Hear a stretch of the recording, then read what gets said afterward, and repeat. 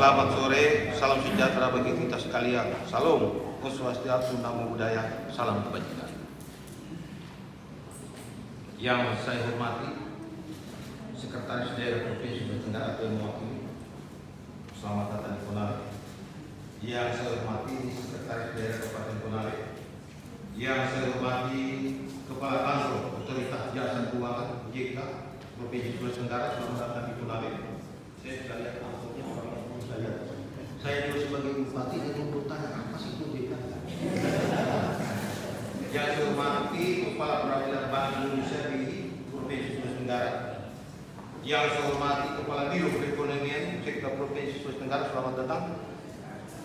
Yang saya hormati Asisten 2 Provinsi Sulawesi Tenggara. Yang saya hormati para pejabat pimpinan tinggi Pratama, staf ahli bupati, asisten, kepala dinas dan badan bagian hukum Pemda Kabupaten Konawe. Saya sudah baca tapi kurang orangnya. Yang saya hormati Direktur Utama PD Batramas Konawe. Yang saya hormati Kepala Statistik Kabupaten Konawe. Ini juga ikut kemarin saja kita baru sama-sama di Jakarta dan program Desa Cantik, Kelurahan Cantik. Kita usahakan tahun ini juga ada 100 kepala desa dan kelurahan sudah melakukan digital. Kenapa kita lakukan ini? Kenapa? Itulah saya sebagai bupati kita perlu sekali dengan itu. Salah satu bisa nanti Jokowi harus masa jabatan, kenang-kenangannya siapapun presidennya itu tetap hebat. Kenapa? Karena kita sudah pemetaan data sekarang. Sehingga semua di desa-desa kelurahan kita sudah bisa tahu, oh ini orang miskin berapa, yang berapa sapinya, berapa luas sawahnya, sudah begitu semua. Insya Allah ya. Sehingga kemarin kita ada 12 kabupaten yang betul-betul bersaing selama ini. Dan syukur alhamdulillah, saya akan ceritakan awal. Saya dulu bupati, sebelumnya jadi ketua DPR. Saya dulu sebelum bupati saya suka bermimpi, wah kalau saya jadi bupati, semua saya ajari barang. Bongkar ini. Tapi kenyataan di saat kita masuk di pemerintah banyak tataman atau aturan yang harus kita ikuti. Pertama, uangnya ada enggak? Regulasi juga proses penganggaran enggak? Ini juga semua. Akhirnya terjadi begitu. Sehingga saya dulu di Konawe sebelum jadi bupati kita sangat betul. Konawe itu daerah miskin dan tertinggal. Tapi syukur alhamdulillah pada 2015 kita lepas daerah tertinggal. Kita kejar. Waktu saya dilantik menjadi bupati Konawe, waktu itu orang bertanya-tanya, oh itu Kering menjadi bupati, apa yang mau bangun di Konawe? Apa itu Kering? Saya berpikir, saya mulai keliling dan punya mungkin alat kita ini dengan angka kemiskinan yang cukup tinggi, inflasi yang waktu itu besar sekali, utangnya besar. Ini bukan saya cerita, itu ada semua di statistik. Saya coba membuat suatu terobosan baru, mengajak para investasi masuk. Bahkan waktu itu ya, bahkan ada seorang teman yang katakan, itu dia lagi mabuk untuk bikin investasi. Tapi karena waktu itu, saya sudah balik-balik, apakah dengan Konawe ini kita menciptakan untuk hidup dengan pertanian saja akan susah waktu itu. Karena pertama harga beli kurang jelas, harga satuan bagaimana. Sehingga waktu itu kita mengajak mendatangkan investasi. Saya waktu itu, bahkan waktu itu 2 tahun setengah di jabatan dia saya. Setiap bupati jabatan ke situ. Nah disitulah. Cuma saya berpikir waktu itu kalau saya tidak lakukan itu, cuma harap menjual langsa dengan jual durian, kapan kita bisa berubah perekonomian kita? Datanglah kawasan industri Konawe itu yang di situ. Dan syukur alhamdulillah kawasan yang dikatakan itu pekerjaan orang mabuk, tapi akhirnya pendapatan itu yang menghargai kita. Sebab sekarang kalau kita berbicara ekonomi harus banyak. Pertama persyaratan ekonomi itu banyaknya orang. Kalau banyak orang, ada kegiatan, insya Allah ekonomi masih berputar. Dalam itu. Sehingga saya kemarin beranikan diri. Sehingga saya target ini sebelum jadi akhir masa jabatan bupati saya bangun lagi pabrik. Kedua juga, tren jasa bupati itu kalau masa habis jabatannya ya sembarang kalau perlu dikasih divisi. Kalau saya enggak. Karena saya semakin memikir bahwa Konawe ini daerah saya, kampung saya. Sutra ini masa depan Indonesia. Sehingga saya bangga pendapatan negara dari mineral 400 triliun US $, 70% itu ada di Sulawesi Selatan. Nah, sehingga target tahun ini 1.400 triliun US $. Bagi bagaimana Pak itu ekonomi. Nah, ini suatu peran kita semua. Sehingga kemarin pembagian daripada APBN yang diterap dan DIPA di Sulawesi Tenggara dari semua jawatan dinas dan semua itu cuma 25 triliun sekian lebih. Menurut saya angka-angka itu tidak bagaimana. Tapi kalau menurut kita melihat bahwa itulah bernegara. Seperti kita sekarang di Kabupaten Konawe, kita membuat pabrik. Tapi bagi hasilnya lebih banyak yang kita bagi di 16 kabupaten daripada apa yang kita dapat. Begitulah bernegara. Sehingga di satu saat saya berdiskusi dengan Pak Menko Maritim. Pak Menko bisa kan begitu Pak Menko, ya udah Kep, kamu datang bawa semua ya. Tapi waktu itu COVID tidak bisa datang. Di telepon Ibu Sri Mulyani waktu itu sudah bilang apa saja yang kau dapat dari APBN. Karena sekarang ini kan kita sudah membangun, kita sudah mengajak investasi. Bisa kita ketahui bahwa kekayaan Sutra ini 10 kali kita jadi tengkorak tidak akan habis. Ini bagaimana? Sehingga ini Sutra ini menjadi primadona sekarang. Orang untuk menjadi datang di Sutra. Sehingga saya harapkan dengan terbentuknya ini apa PKAD ini untuk bagaimana transisi perbankan ini harus diperjelas. Saya harap juga semua perbankan yang ada di Kabupaten Konawe bukan saja harus mengajukan kredit. Tapi dalam hal ini pengawasan, apakah ini bisa berjalan bantuan-bantuan itu? Ya, sehingga bank itu jangan menjadi rentenir. Begitu ya, menurut saya. Karena bank ini kan tugas pokoknya bank itu bagaimana mengumpulkan dana dari masyarakat dan menyalurkan lagi kembali. Dalam hal ini. Sehingga saya harapkan betul-betul mulai pekerjaan-pekerjaan UKM ini kita harus bisa tingkatkan. Karena suatu kehebatan suatu daerah, kehebatan suatu negara itu bagaimana mensejahterakan dan memakmurkan masyarakatnya. Dengan langkah-langkah yang ada ini, saya sebagai bupati, kenapa saya ingin sekali hadir. Saya ingin kita bagaimana bersama-sama melihat itu. Karena berbicara daerah, berbicara makmur, ya kita harus pikirkan pertumbuhan ekonomi. Tidak ada lah bicara hebat kalau pertumbuhan ekonomi masih di bawah, tak bisa. Karena kalau sistem digital ini mau tidak mau kita harus ikuti. Karena zamannya seperti itu. Sehingga saya suka mengingatkan kepada SKPD saya bahwa seorang ASN itu adalah kerja kompak, kerja tim. Sehingga saya ASN sekarang saya sekolahkan sampai S2 kalau bisa. Kenapa? Untuk menghadapi tantangan yang ada. Terutama jangan tim BPK datang jam galak begitu. Maunya ini kan begini, tim BPK itu kan kadang juga bagaimana? Memang tugasnya, tapi kan biasa kita saling silang pendapat. Sudah ada begininya perintah Mendagri masih lagi begini. Nah, sehingga kita senantiasa saling mengisi dalam hal itu.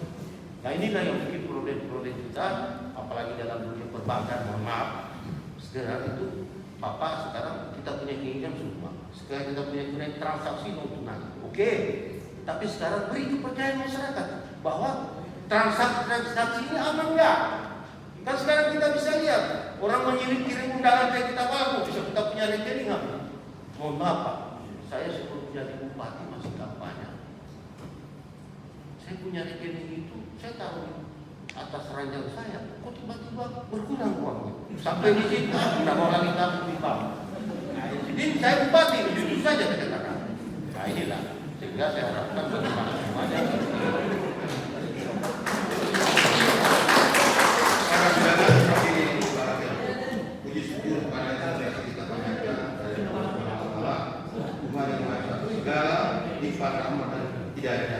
Pada kita semua, sehingga pada hari ini kita masih dapat bersama-sama hadir di tempat ini dalam keadaan sehat walafiat dalam mengikuti acara pengukuhan tim percepatan akses keuangan daerah TPKD yang dirangkaikan dengan rapat program tim percepatan perluasan digitalisasi daerah TP2D di Kabupaten Konawe. Jadi Pak Direktur, Pak Pangli bersama Pak OJK kita sudah laksanakan.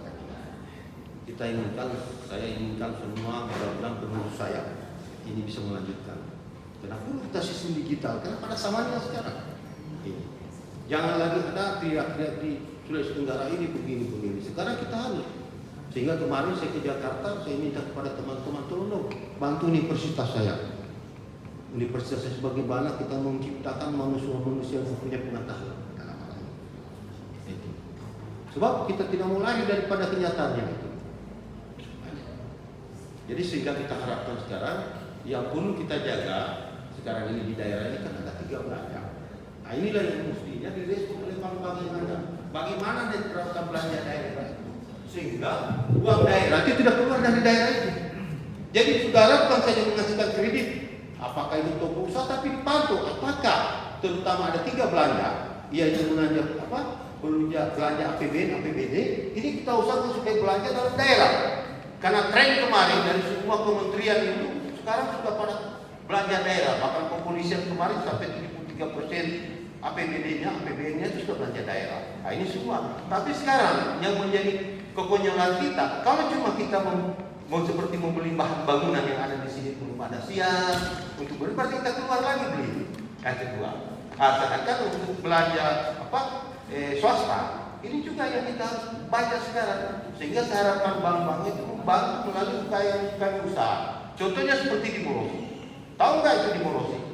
1 hari orang harus makan ayam itu 26.000 ekor. Cuma orang Cina makan biri. Sekarang, di mana orang ambil tuntas? Kan ambil dari luar, maupun beras maupun apa. Nah, sekarang mestinya perbankan sudah mengajar orang, karena sekarang itu transaksi lagi itu bukan dalam bentuk tunai, sehingga di sana sudah pakai invoice. Sekarang hebat, di Morosi sudah hebat bos, tidak ada lagi jual sayur bayar utang, enggak, sistem invoice. Dalam hal ini, ini nanti kita harus siapkan sehingga belanja swasta ini tidak keluar lagi kepada daerah kita. Di sini juga peran bank. Kalau bank dulu kan cuma lu datang ambil ini bunganya, tidak bisa lagi sekarang. Karena bank ini menurut saya adalah suatu ujung tombak bagaimana bisa sejahtera masyarakat. Ini kan ada uang negara yang di situ yang dikelola oleh bank-bank ini. Sehingga dulu saya ketemu JK, ada satu persoalan kemarin. Sampai JK dia bilang, Oke, Pak Bupati, kalau ada begitu lapor sama saya. Bank apa yang tidak bisa kasih kredit kita untuk bantuan coklat waktu itu dalam hal ini. Ketiga, ada belanja rumah tangga. Ini juga yang harus disiapkan produk-produknya bank ini. Sehingga saya kemarin terus terang mohon maaf Pak Sekda, saya tidak sepakat dengan KPK kemarin bahwa perbankan itu tabungan uang daerah itu harus di bank BPD. Sebenarnya saya tidak sependapat dalam hal ini. Terus terang. Sehingga banyak teman-teman itu saya suruh pergi ketemu Komisi 11, jangan ketemu saya.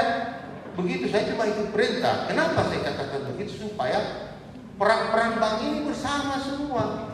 Perang ini dengan semua produk-produknya untuk menggairahkan penabung apa masyarakat untuk ke situ.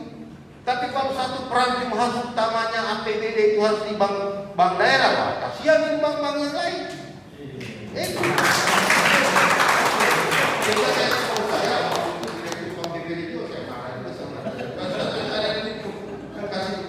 sehingga kita bisa menghidupkan bank-bank. Karena tugas pemerintah itu menjaga kestabilan ini. Jadi tidak ada satu bank pun yang kita istimewakan. Tugas kita menjaga dan melindungi orang supaya kegiatan-kegiatan ini. Karena seperti Bank Mandiri, Bank BRI kan macam-macam produknya. Maksud saya dengan banyaknya banknya sudah jurus keluar kau punya bagaimana caramu supaya menarik daripada nasabah-nasabah yang ada ini. Nah ini kayak apakah kau habis ambil adanya nasabah turunkan lagi bantuan-bantuan pertanian. Karena perlu kita ketahui Sulawesi Tenggara ini dulu bukan saja lagi pertanian saja, tapi kita sudah menjadi kawasan industri. Itu sebab sehingga saya katakan bahwa Sulawesi Tenggara itu masa depannya Indonesia. Perlu kita ketahui berapa kali lipat pendapatan daerah itu untuk pendapatan negara itu yang ada di Sulawesi Tenggara. Cuma sekarang kan angka pembaginya saja. Sehingga kemarin pernah tahun berapa saya ketemu Jokowi, saya bilang Pak Jokowi, semua program Bapak kita sudah laksanakan, visi misi Bapak. Tapi pendapatan daerah kita belum dapat apa-apa. Kalau memang Jokowi sih kan saya usir orang Cina. Tapi waktu itu Jokowi jangan, nanti saya kasih begini. Tapi sampai sekarang juga ya inilah. Tapi ya sudah begitulah bernegara. Mudah-mudahan dengan terbentuknya apa ini pada hari ini bisa berjalan dengan semua dengan baik. PPKD ini. Saya pun juga ini kan bagaimana apakah untuk mensterilkan ekonomi, saya masih belum begitu tahu ini tujuan dan apa kinerjanya dalam hal ini.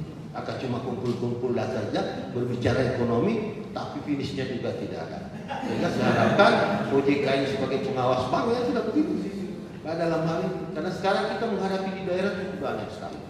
Dengan inflasi yang cukup besar, sekarang inflasi kan oke, bahan bakar sudah naik, oke, masyarakat sudah terima.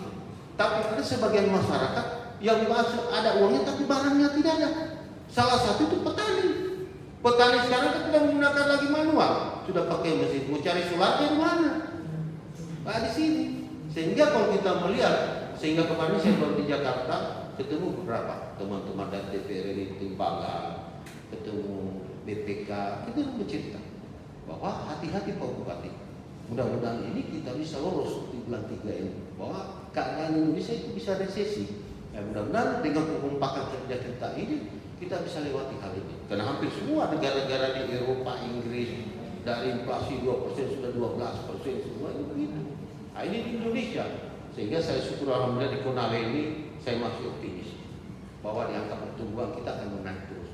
Kemarin kita di angka pertumbuhan tahun berapa itu kan sampai 11%. Nah, itu skala persen itu. Ekonomi Kabupaten Konawe terus stabil di angka pada 2018-2021 itu terbilang stabil.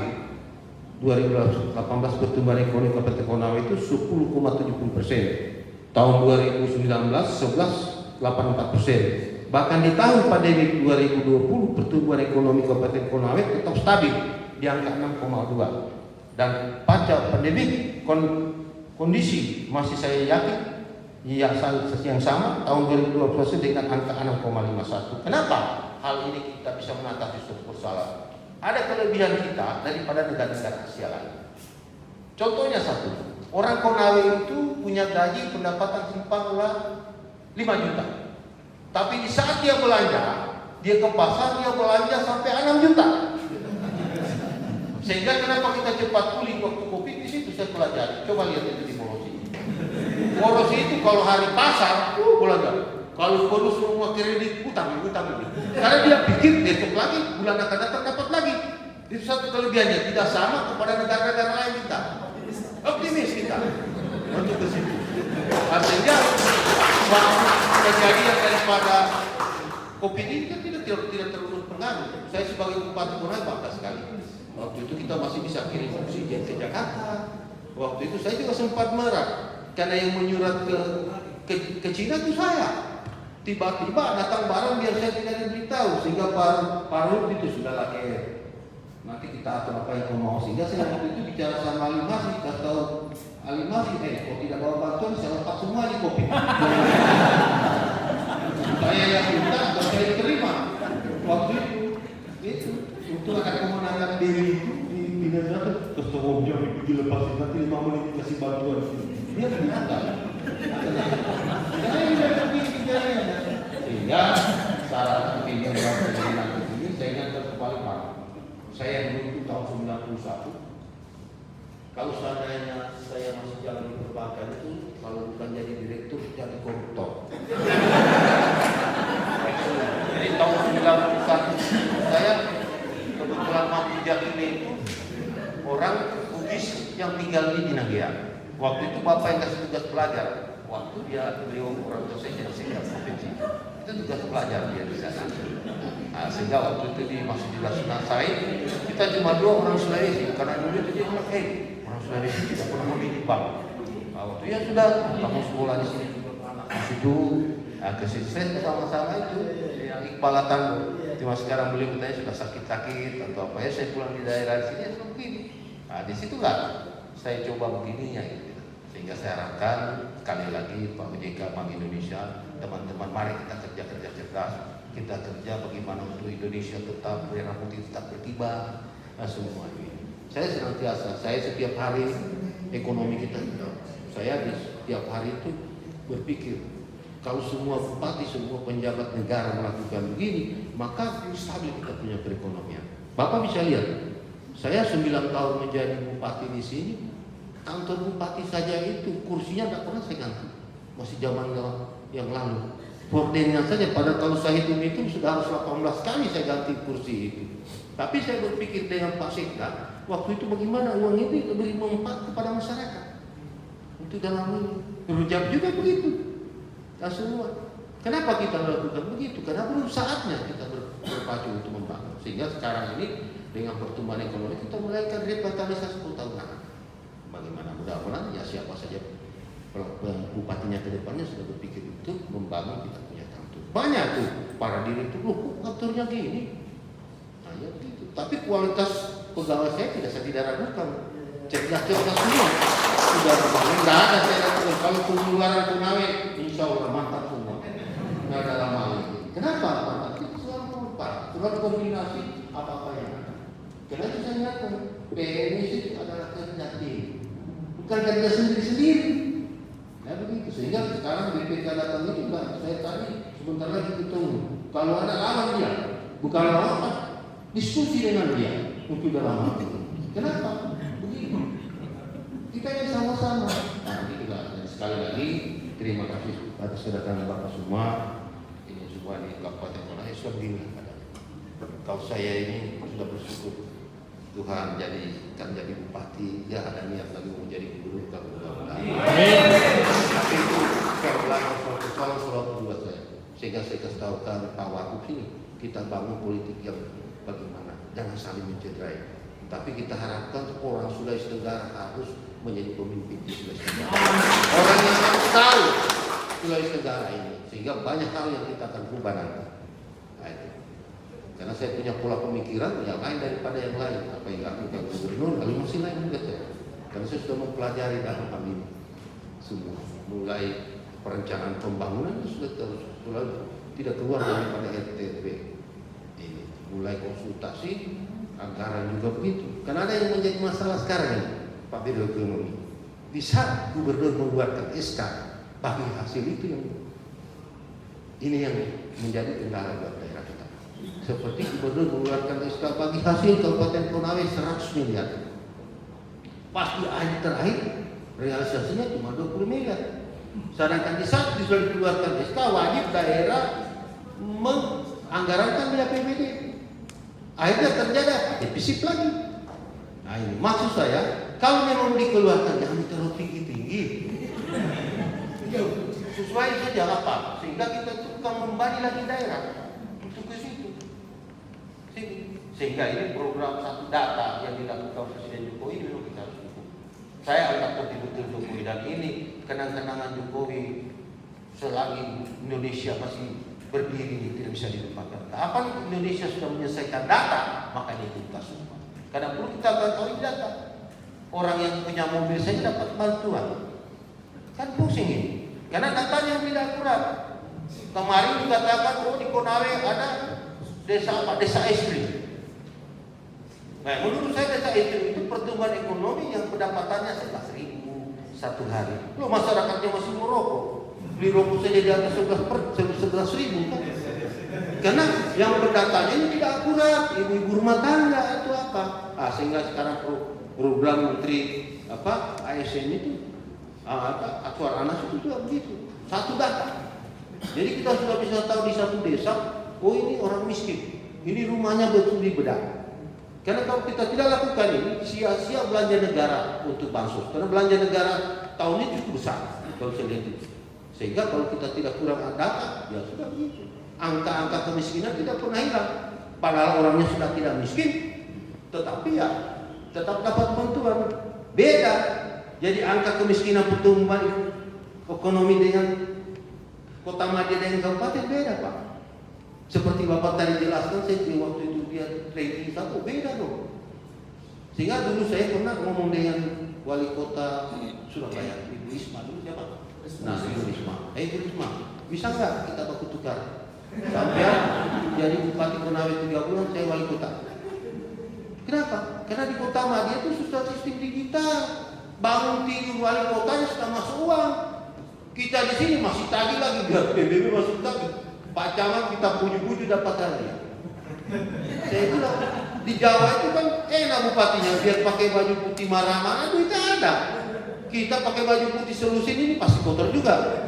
Nah, ke situ kalau cuma tanam bunga saya juga kalau perlu narkoba bisa tanam di situ. Gue tanya begini, itulah saya katakan jangan samakan Kota Madia dengan kabupaten, jauh beda dong.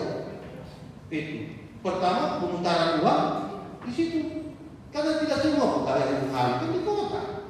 tentara di kota, polisi di kota, rumah sakit di kota. Jadi bedakan itu. Begitu ya, perbankan. Nah, begitu. Jangan perbankan, jangan itu waktu. Saya punya kredit macet.